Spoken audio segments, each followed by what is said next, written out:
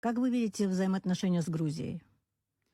Неоднократно отвечал на этот подобный вопрос. Скажу еще раз.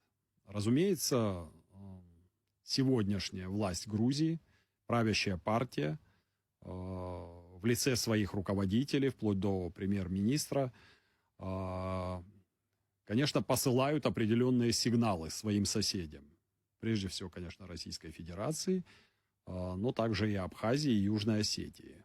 Конечно, хотелось бы верить, что взят определенный вектор на оздоровление отношений. Очень надеюсь, что правительство, современное правительство Грузии будет проводить национально ориентированную политику, реализовывать свою собственную повестку, а не будет плыть в фарватере вот этих вот, так сказать, команд, хотелок Брюсселя и Вашингтона, особенно когда мы говорим о команде предшествующего президента США.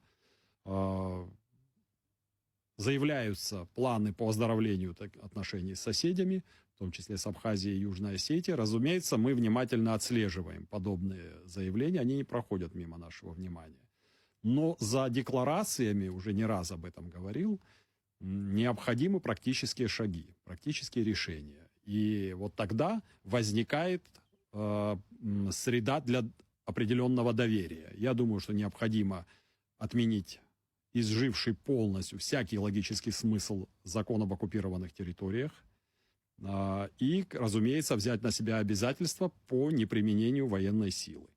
Это то, о чем мы поднимаем и говорим об этом вопросе и в Женевском формате, а после этого уже можно говорить о дальнейших каких-то шагах. Но прежде всего необходимы вот эти шаги грузинского руководства.